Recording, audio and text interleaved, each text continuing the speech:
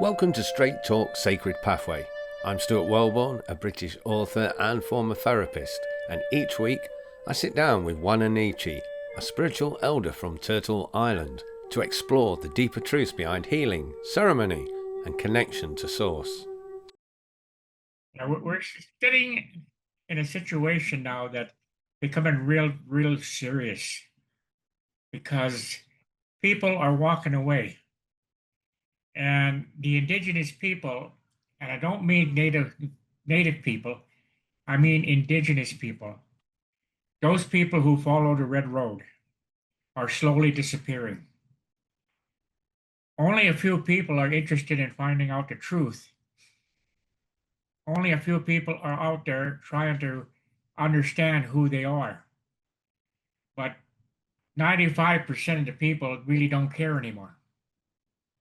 They want to walk a way in which leads them away from who they are, and then they're controlled by what society says, what society does. They're no longer connected with the energies. They're connected with the human brain. And we're slowly starting to disappear. And the source of the power, whether you want to call it heaven, whatever, is basically getting to a point where they too are getting frustrated because people are no longer concerned about life.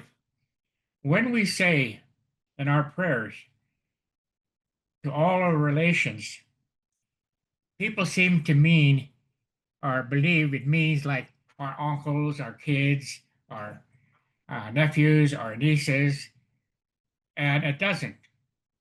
When we say to all of our relations, we're talking about all of nature, humans, animals, birds, the land, the trees, everything is included when we say to all of our relations. So we're asking everyone to hear us. But when we say that, there seems to be no meaning no more into all my relations. They have forgotten that what it is, it's our connection to everything around us.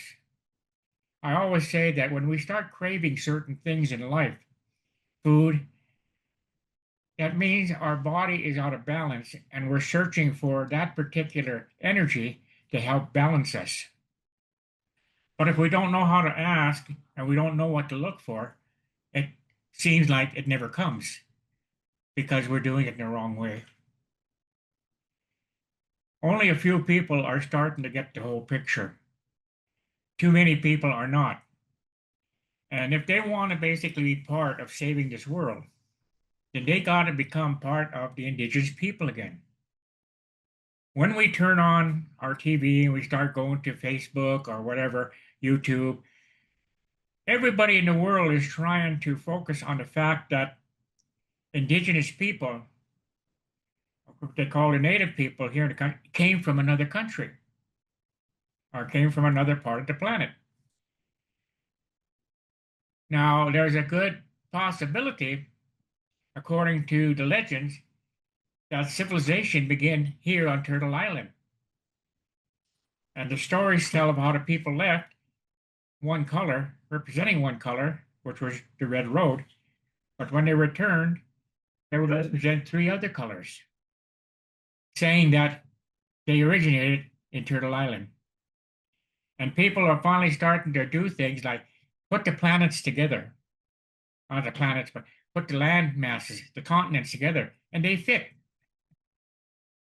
And then they talk about, they're starting to find out there was a great split way back in which different continents were formed.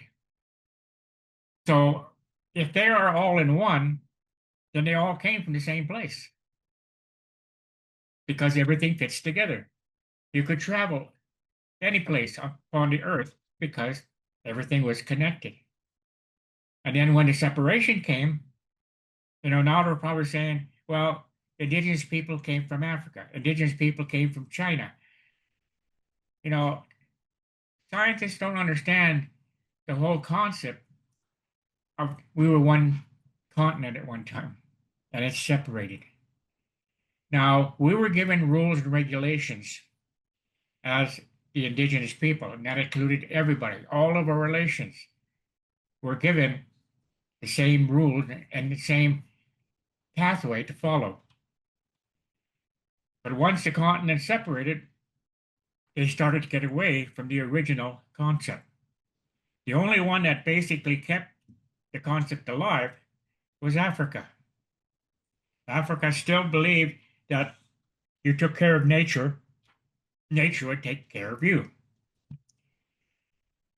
So now everything seems to be changing because people are no longer connected to the indigenous people.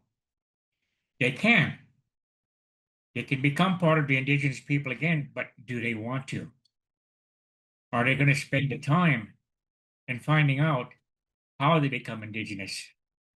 They have to basically ask the question, and then they'll be shown in their visions that the pathway is very simple if you follow it.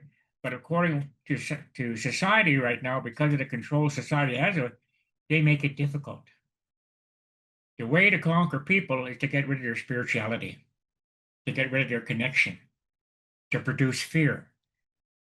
And I was just reading a story about the Dominican Republic, where they had one black lady who rebelled against the white society that was stealing their land. And she started to organize. But yet the government, which wasn't, indigenous of the people, were basically white society, started to control them, but they wouldn't listen to them.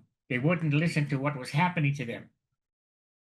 So towards the end, before changes came, the lady challenged one of the individuals, one of the overseers, and the guy shot her. And that started the movement. Thousands upon thousands of people gathered, and they made the government listen. And the land was returned back to them. But again, remember what I told you about one whip controls 1,000 people. But when the people get together, they control things. But there's so much fear in the world today, and that's how you get conquered, is that you fester that fear. You let the fear control you. Where, I don't want to go into that room because there's evil energies in there. How the hell do you know if there's evil energies if you don't open the door and go in? And then you find out nothing. It's just like I said when we were in the lodge. This one woman panicked because of darkness. And I said, "You're afraid of the dark?" She says, "Yes." "Why?" "Because it's overpowering." I said, "So you believe that the darkness is powerful?" She said, "Yeah." I said, "Matako," I say, "open the door." They opened the door, and I said, "Where did the darkness go? If it was so powerful, why did it stay? Why did it disappear?" So that fear inside of you kept you from reconnecting. So then when I closed the door again, it was dark in there, she understood, and she never feared darkness again. So we have to confront the fears because there's nothing to fear a lot of times. It's just our own way of thinking, how we see things. We have to overcome that. And once we overcome the fear, we get rid of the control. And once you get rid of the control, now we can begin our pathway. You said that the way to save everything and life is to become indigenous, connect to nature, or remember your connection with nature.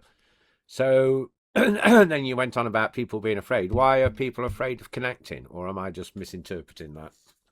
No, just basic again, it's installed within our own subconscious. That even like when we're babies, we're in a crib, we're protected by bars.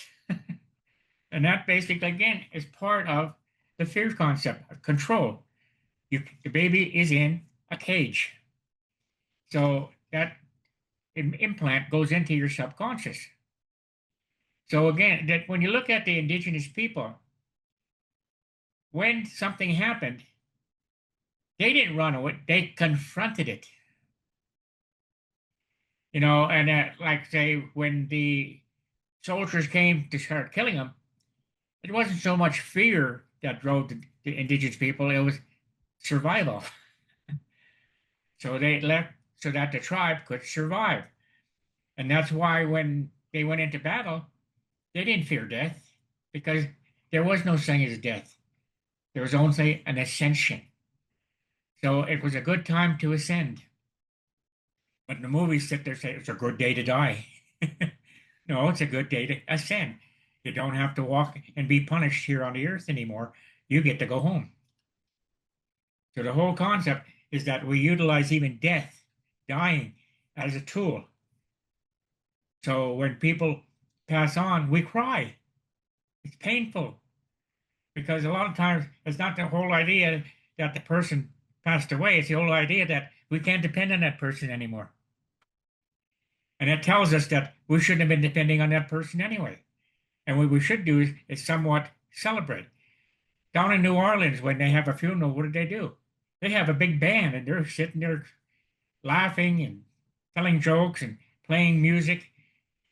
I mean, it's a send off that this individual made it. They don't have to suffer anymore here on the earth. It's just like a whole idea when I was growing up. We had a lot of bullies in our school. And a lot of people thought I was a chicken, that I was a coward because I wouldn't fight. And I never explained to him that the reason why I didn't, it wasn't because I was a coward, because I was in fear, didn't develop it. It was I was worried I may hurt the individual. My heart was too big that I didn't want to do anything to hurt somebody. So, but they interpret that as being a coward. You know, if I would have sat there and fought, the whole idea is like when one individual sat there and called me out and kept calling me out, finally I said, okay, I'm tired. Let's go outside. And so we went outside. I went to my car, opened the trunk, and he looked at me kind of funny, and I grabbed a tire iron. He said, what are you doing with that tire rod? I said, we're going to fight. Let's fight for real. And he just kind of looked at me and said, no, I don't want to fight. I said, okay, fine. So I put it back away. So again, it wasn't fear that I was frustrated, and I wanted to show him that I could hurt him if I wanted to. And that ended it. I never had any problem with that bully again because he understood that, if we're going to fight for real. It's not just punching each other in the face. It's funny because people really, I don't think they want to. So there's usually one person who doesn't want to fight, and the other person wants it. There was a situation when I was a police officer, and these two girls were going at. They weren't fighting yet, but they were getting about to. And this one takes a bottle and smashes it and holds it in her hand. The other lady looked at her and she pulls out a knife.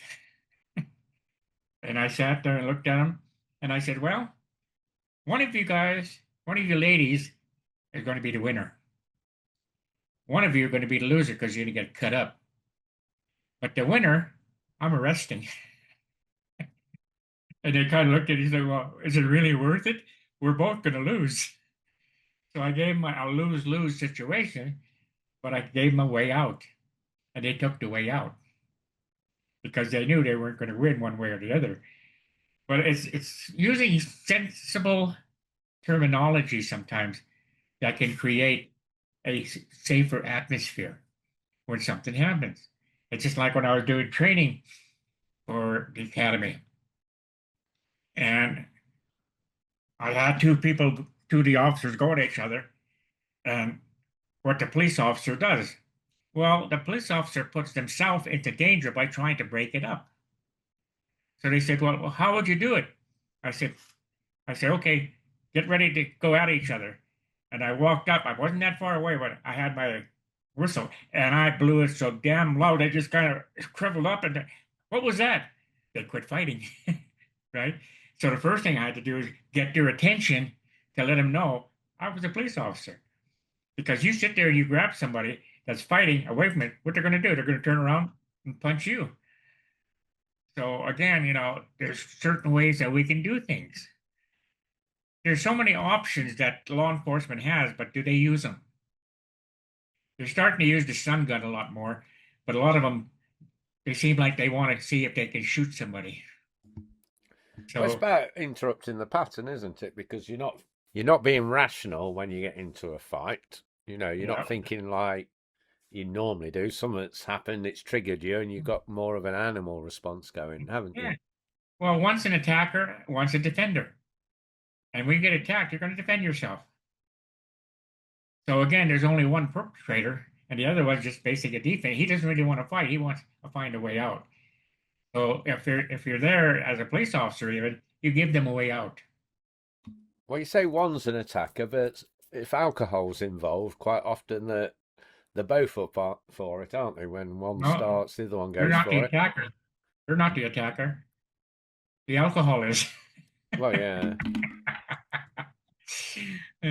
It's like your sense of who you are changes, and you don't have judgment. You go to hug your girlfriend, all of a sudden, boom, you hit her right in the jaw. Starts a whole new argument. Yeah.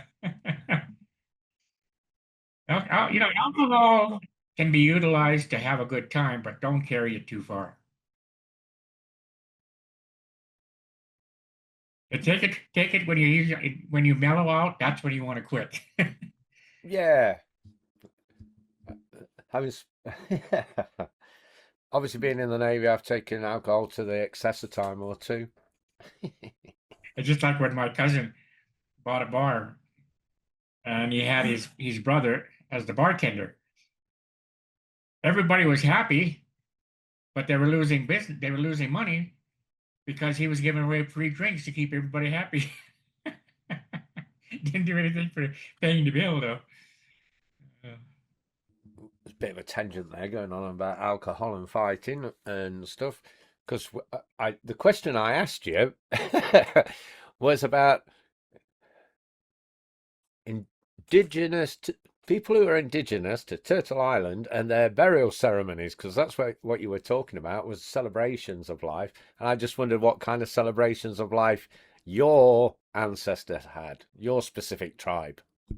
well, when a person passed on, they were allowed one day to mourn, and then they had to rejoice he's passing. So the whole came down that they accepted the fact that passing on was part of the ritual, and they didn't call it death. They just called it's time for them to go home. So therefore, I will say my goodbyes, and then I'll be happy for him or her. That was a short answer. But sometimes, they took it a little bit too far, and they ended up doing vengeance. And like, I remember this one story where they had this one warrior. He was feared, but he lost his family, and so he said, "I want to join him." Well, he didn't go out and commit suicide. He went out in a battle and staked himself to the ground, tied the rawhide to his leg so he couldn't retreat, which made certain, that he was going to basically be killed, but he was going to ascend. So that's how he handles sometimes his own pain, is that I want to join him. That way I'll be happy again. So suicide by staking yourself to the ground then, Yeah. and Well, waiting for someone like else I to said, kill you. wasn't suicide. It was just your time to go. Yeah. Well, I said suicide by somebody actually killing you. Yeah. Just like people say, like the priest will say, suicide is a mortal sin. What if it's your time? You know, it's really crazy how things like our mind controls what we do rather than letting our heart decide. I'm gonna probably take a break 1 or 2 weeks, and I've been having some crazy visions lately that basically again concerns who I am, and that there are certain energies out there that's trying to stop me from doing what I'm doing. And in my visions, I'm making the right decisions and I'm overcoming them. And I'm starting to be more and more accepted by the energies themselves, the life force energies or the universal energies. I'm getting to get a lot more of the ancient elders on my side. And they're finally starting to realize what I'm doing. And they're not allowing people who do ceremonies to try to get them to go against me. So the ancient energies are starting to focus now, and I'm hoping that because they're starting to find out who I am, that they're going to help me a lot more in bringing people back to the Red Road. And how do you think they will help you? Well, they're starting to not believe, like you can do ceremonies and ask, like say, let's make it simple. You can ask the spirits to do things. So they come and they attack you thinking that they're doing something that needs to be done because they were influenced.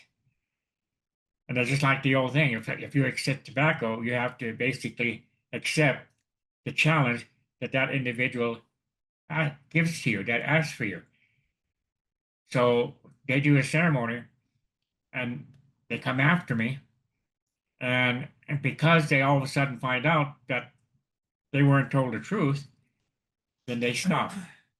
It's like I was in South Dakota one time, and this one proclaimed medicine person was going to do a sweat lodge, and I'm sitting there, and I really felt uncomfortable standing there. So I went and I grabbed my black pipe and I brought it and I filled it so that it would get rid of all the negative energy that was surrounding it and to protect the people. They went and called a medicine man saying that I had filled my pipe. And he called me up on my phone. He said, "Who gave you the right to fill your pipe?" I said, "Well, it wasn't you." I said, "The energies told me to fill it." And I said, "I'll listen to the energies. I'm not going to listen to a human being." And we were close friends, and our friendship broke at that time. So I had some people from England who were frightened. And I said, "No," I said, "we're leaving." So we got into my van and we took off. And just before we left South Dakota, these three spirit energies came riding their horses, and he had sent them after me. And I asked him, "Why are you here?" "We were asked to come after you." I said, "Can I explain what happened?" They looked at each other, yes. So I told them why I filled the pipe and everything like that. And they said, "Don't worry about it. We'll take care of them." And they turned around and went back, went after him, not me, because then they realized that what I did was correct. I was following protocol. So as a reward, I went another 6 miles, and there was a dead not an eagle, but a dead hawk. So I went and got the hawk feathers. So again, that was my sign that they had seen in a clear way, they had seen the truth. Because again, the hawk represents the ability to see things. So there's always things that happen when you do have people who have bad hearts and they go after you, trying to prevent you from doing things. And I've confronted a lot of it where I'll be doing a lodge or something, and the person will come and ask a question. I'll answer the question, but then I won't pay attention to them anymore because I answered the question, and they get mad. So they start bad mouthing me, you know. The whole thing comes down to it used to bother me one time until the end. He said, "Why are you bothering it? It's one person." I mean, if you try to help one person and they're not willing to get help, what happens to the 100 people you were supposed to be helping? I mean, so you spend your time on one. So the best thing you do when that happens, just let that one person go. Continue to help the other people. That reminds me. I'm going to tell a joke, but it's not my joke. It's Abraham Maslow's joke. Uh-huh. And he says two psychotherapists are in a bar, and one of them just walks up to the other and slaps him and walks off. The other psychotherapist just shrugs his shoulders and goes, "That's his problem." Yeah. That was just as bad as this guy walks into the bar and his head's like this on his shoulder. And he's sitting there and he, give me a shot. He goes, well, so he said, give me another shot. And this one lady sitting there said, what's the matter with you? He said, well, he said, I got this thing. He said, and I've gone to chiropractors, I've gone to physicians, and they can't fix it. So I'm permanently disabled. And he said, give me another shot. And he shot, drinks it. So the lady said, oh, I can do it. I can cure you. Oh, no, too many people have tried. She said, let me try. Okay, so she said, all of a sudden, he straightened. Wow, that was fantastic. He orders another shot. It's like I said, he's so used to doing something that he just automatically did the same thing, even though he was upright. Sometimes we don't believe the fact that we're cured of certain things sometimes, or that we have certain things that we finally understand, and that but we sit there and we go back to the old habit. Well, I was just thinking of what you were just saying there about somebody bad mouthing you. Well, that's their problem, isn't it? It's not Oh yeah. yours. That's what I was just getting at. Well, it comes out of not so much that they want revenge. It's jealousy. Yeah. You know, people want to be paid attention to. Well, like I said, if you want to pay attention to one person, you lose 100. So you give them their time, you give them their answer, and then you go on.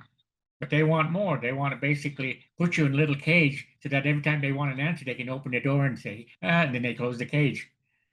Quick question about tobacco. I've got it's light brown. I mean, on there it's looking green, isn't it? Look, it's looking like a bag of weed, but it's not. Yeah, because I noticed that people used to use kinnikinnick, which is basically red willow, and they mix it. They mix it with tobacco and stuff like that. But when there's no tobacco to smoke, when there's no tobacco to smoke, they would take the outer what's it called on the kinnikinnick, you scrape it off, and then that little thin on the red willow, then they dry it, and then when it come out, it looks just like tobacco. What does tobacco smell like? Oh, there's different type of thing. The one that you used to sell? Because I just wonder it. Because you say going and making offerings of tobacco, and I'm like, well, is this tobacco or not? I'll ask an expert. Matthew, what does tobacco smell like? No, no. He said, I don't smell it, I smoke it. It's kind of a strong odor that can actually, like I said, make you cough.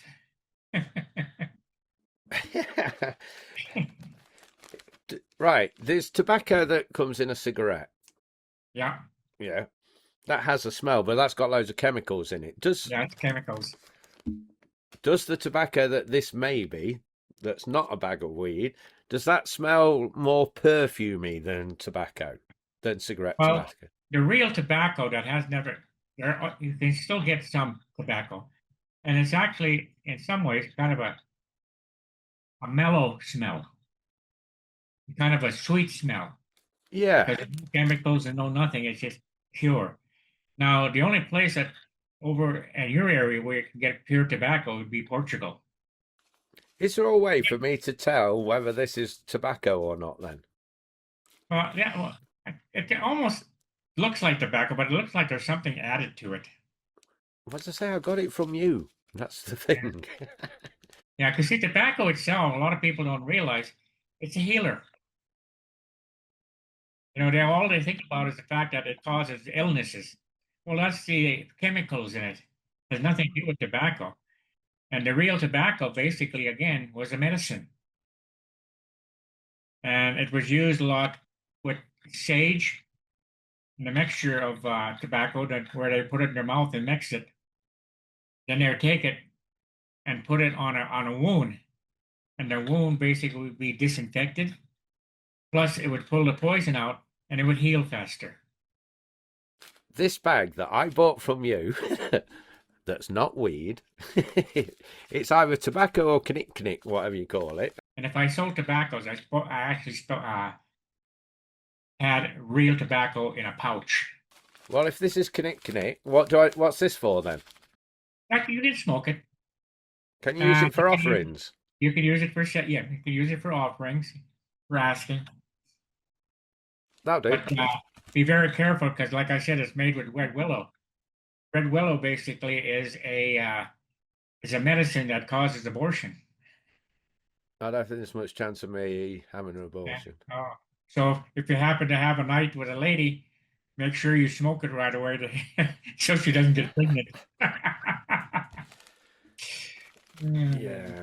I think you're smoking something if you think a lady's going to let me. Well, there's medicine for that. If I have time, we were in a bar. I was drinking orange juice, of course.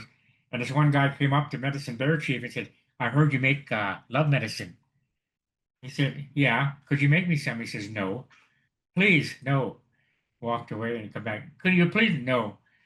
Came back a third time. He said, okay. So he gave him a little bottle. I said, you go to the bathroom, put it on the one ear, and in your throat. So he walked away. So he went around and he got up there and he said, told all the men, when the guy comes back, make a play for him. We're going to get cut off any second now. When he came off, all the guys went after him. He said, you gave me the wrong stuff. He never asked again. Thanks for listening to Straight Talk Sacred Pathway. If you'd like to ask Wa-Na-Nee-Che a question, you can email me at stuart@realityresponsibility.com. The link will be in the description.